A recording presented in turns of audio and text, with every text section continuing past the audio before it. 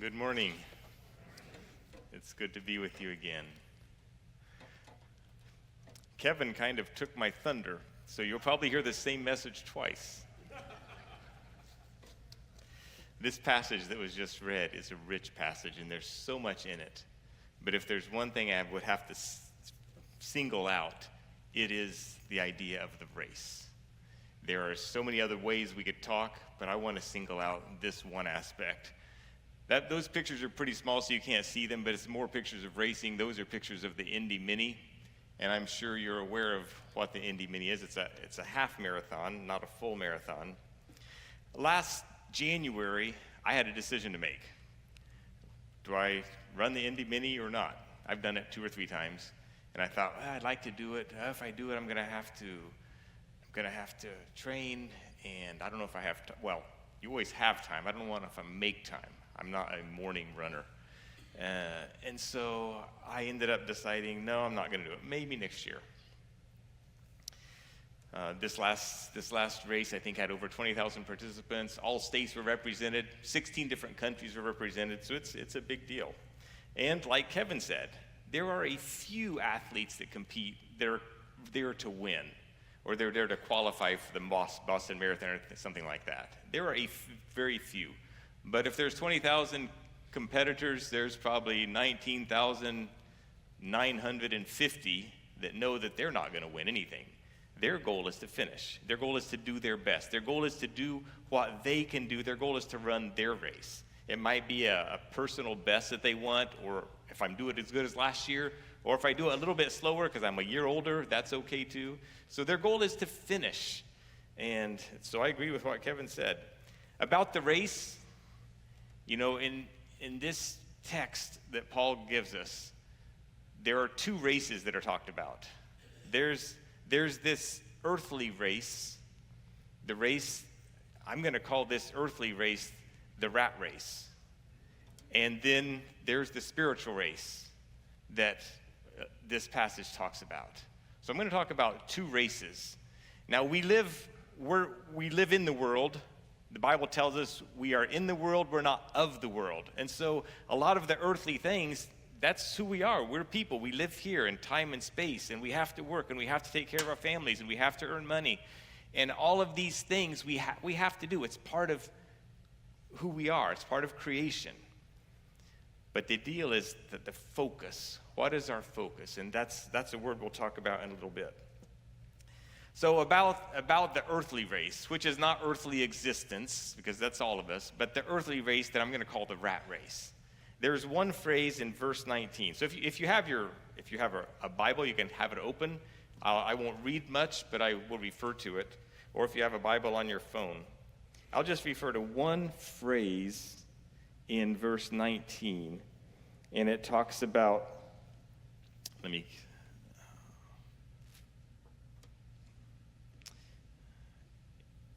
it says, they think only about this life here on earth. So that's the caption for the earthly race, the rat race. They think only about this life here on earth. So there are 2 realities. There's the spiritual reality and the earthly reality that I'm going to call the rat race.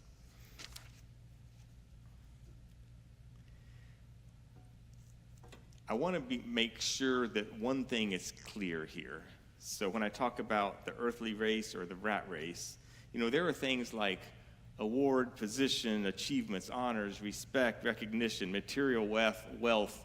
None of those things are wrong or bad. None of those things are wrong. That's part of life. But it's what do we focus on?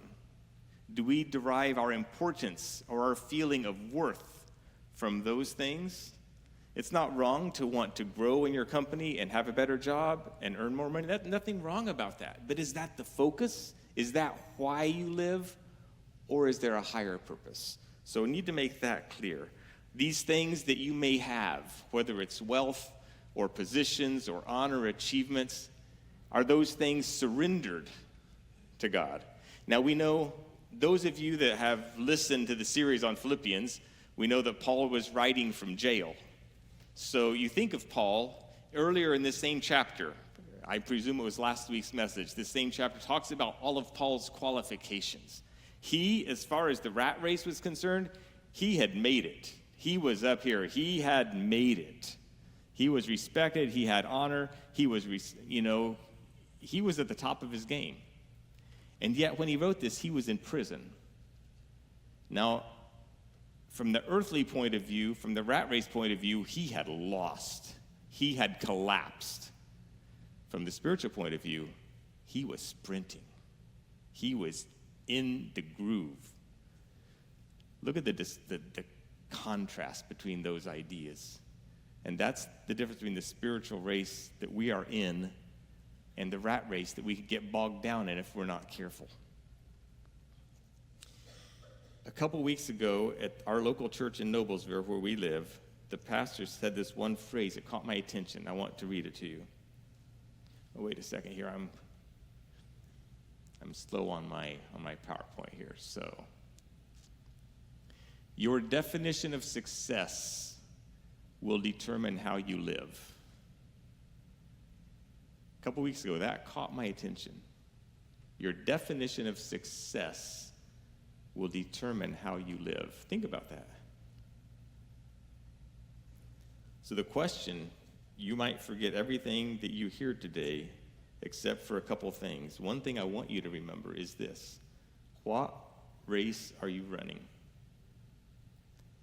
I think it's easy for all of us to get sidetracked. Yes, we know we're in a spiritual race. We know we want to do what God wants us to do. We know we have these priorities that God gives us. What is truly important? What is eternally significant? And what is eternally insignificant? Right now in this rat race of a life that we have all around us, there are a lot of things that are highly valued, highly deemed important, and respected, and yet they don't mean anything after a person dies or after they lose the job. So what is eternally significant versus what is eternally insignificant? Now, I may burst your bubble, probably not, but I might. People like myself, Pastor Jeff, missionaries that you know, or people that earn a living by working for the church, by working for the kingdom of Christ. Missionaries, pastors, ministers, things like that. A lot of people look at clergy and they think, oh, they don't have the same temptations I do. They don't have the same problems or obstacles that I do. Well, I might burst your bubble in saying that we're all the same in that regard. All of us struggle with keeping the eternal in focus. All of us struggle with pride or relationships or how we use the finances or the income that God has given us. Self-centeredness, temptations of various kinds, lack of confession, family priorities. All of us that are professionals, clergy, missionaries, we all struggle with the same things. It's all part of the race that we have to focus well and not let these things tie us down or distract us. So some of the key phrases in this, well, but before I go there, let me say this. So you know Paul was in prison. You know that for the rat race, he was a goner. He had lost. But for the real race, he was sprinting. He was all out. He was in the groove. Philippians 1:29, Paul talks of two privileges. He says there's the privilege of trusting God, and then there's the privilege of suffering for God. Well, he was exercising both of those privileges in that prison cell in Philippi. So I'm going to focus on some phrases that you've heard. In verse 12 and verse 14, Paul talks about pressing on. He talks about pressing on toward the finish line. So Kevin and other people that have been runners, Kevin may be more than others unless others ran competitively in college like Kevin did. Runners will talk about hitting a wall. They're running, they've trained, but all of a sudden in a longer race, you hit a wall where you feel like you can't take another step. You're done. You're exhausted. You have no strength to go on. And they talk about hitting a wall. In that case, the runner has to rely on his or her physical abilities and mental capacities. It's probably more mental than anything else, but they have to rely on themselves, mental and physical capacities. In our spiritual race, we feel sometimes like we hit a wall, don't we? Tragedies strike. We pray and pray and pray, and God seems silent. Those things happen, and it's happened in your church. It may have happened to you because that's life. That's how it is.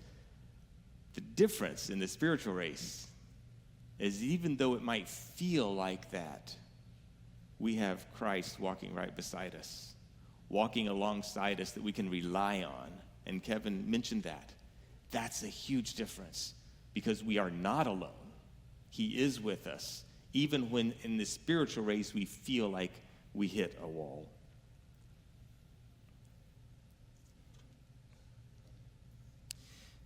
Another key phrase is, I focus.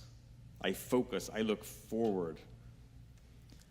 I think as far as looking forward, I think of a couple things. I think of one thing. Okay, I need to look back to make sure that I don't make the same mistakes. I've made lots of mistakes in my life. I don't want to make those mistakes, so let me look back and make sure I've corrected it, or I've done restitution, I've confessed, that I've taken care of. If those things are taken care of, I want to look forward. I want to race well with a focus going forward. We have 5 grandchildren. We have one grandson when he was, 7 or 8 in Little League soccer. He wasn't very focused. He would be, I remember specifically one game, he was back on defense. The ball was on offense. The ball wasn't close to him. He was just chatting up with his co-defender. Couldn't care less where the ball was. They saw a butterfly. They talk about that. He'd do a cartwheel, not focused at all on the game. And the ball would come down. Then they'd realize, oh, we're supposed to be doing something else. And so they go over there. How about the grandsons that are very focused? Very focused. I remember a movie I watched. It was about baseball. It was about a pitcher. I know it was Kevin Costner. I don't remember the name of the movie. But I remember one scene. He would get ready to pitch. And he'd be he'd be away, not in his home stadium. And the crowds were booing, and they were yelling all sorts of things at him. And in the movie, he would say, now I forgot what it was. I remember something, clear the mechanism. In his mind, he would say, clear the mechanism. And all that booing and all the fan stuff that was going on that was supposed to distract him, it would just be silent. He wouldn't hear a thing. He'd focus on the catcher. He'd focus on his pitch, and he'd pitch. That's focus. That's focus. That's what I want to do in my spiritual life. I want to focus on Christ in that way and clear out the distractions. I'm not sure where I heard this recently. I might have heard it from a couple places. I know I've heard it from my wife, but someplace else also in regards to focus. Are you working on your resume or your obituary? Think about that. Are you working on your resume or your obituary? If you're working on your resume, you're doing things for this earthly life. Resumes aren't bad things. When we hire somebody at OMS, we want to see a resume, so it's not a bad thing. But it kind of helps us focus. I'll tell you one thing that's caught my focus recently. You know that verse, the great commandment, love the Lord your God with all your heart, all your soul, all your mind. I want that. But you know how I have often interpreted that in reality? I've interpreted it, serve the Lord with all your heart, all your soul, all your mind. I'm a doer. It's much easier for me to do than to think, okay, God, how do I love you today? Yes, it's going to involve some type of service, some type of doing, but the doing isn't the goal. Loving God, he said, love me with all your heart, mind, and soul. This is something I'm working on right now. What does that mean? How is that different than serving him with all of my heart, mind, and soul? I think it has to do with priority. It has to do with, God, how do I love you? I'm praying that every morning. So I'm just mentioning that. Maybe it strikes a chord in you. We're not called to serve him with all our heart, mind, and soul. We're called to love him. If you love somebody, you want to do things that please that person. So I'm still working this through in my life. These two phrases, hold on to progress, stay true to the Lord. You know, in any race, and in the spiritual race, there's no status quo.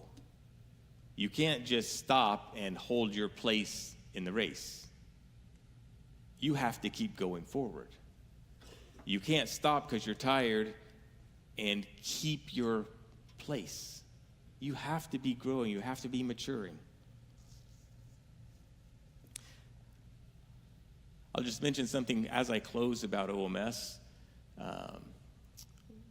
How many missionaries we have? We have residential missionaries. We have what we call itinerant missionaries, which are missionaries that live in their home country. Almost all of them live in the States, the itinerant missionaries. But they will go to a certain country and minister alongside a certain group of leaders in that country. Every year, they'll go 3 or 4 times per year, and they'll do that year after year.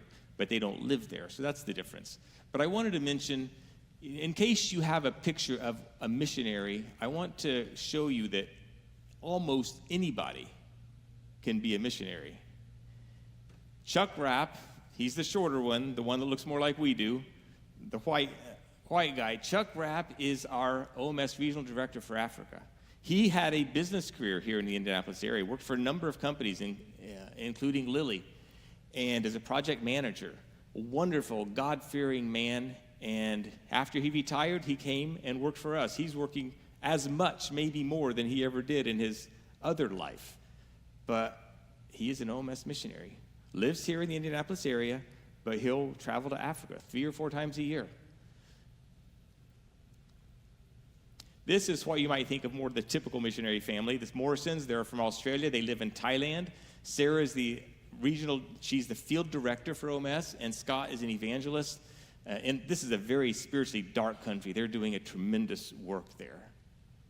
Then we have somebody like Trevor Johnson. This month, he went to Spain for 2 years as an OMS missionary. He's in his mid-20s, already was a manager for FedEx in his mid-20s, had a great career opportunity with FedEx, but he went to Haiti for a 2-week term, then he went to Hungary, and then Spain. God had a different course for his race, and he just now left for Spain to be a business manager. 2 more. Larry and Sharon Freed. I think probably mid-70s, itinerant missionaries to the Philippines, doing a tremendous work. They joined OMS just a few years ago. I guess I don't know, maybe 7 or 8 years ago they joined OMS. And after his career, they joined, and they go to the Philippines 3 or 4 times a year. They'll be there 2 or 3 weeks each time. They're itinerant missionaries doing a fantastic job going and supporting the leaders in the Philippines and teaching and training. And then the last one, Corey, she just left, I think last Wednesday, she left for Hungary. Right now she's in Japan doing something before she gets to Hungary. But look at what she's going to do. Graphic design, spatial design, marketing, communications.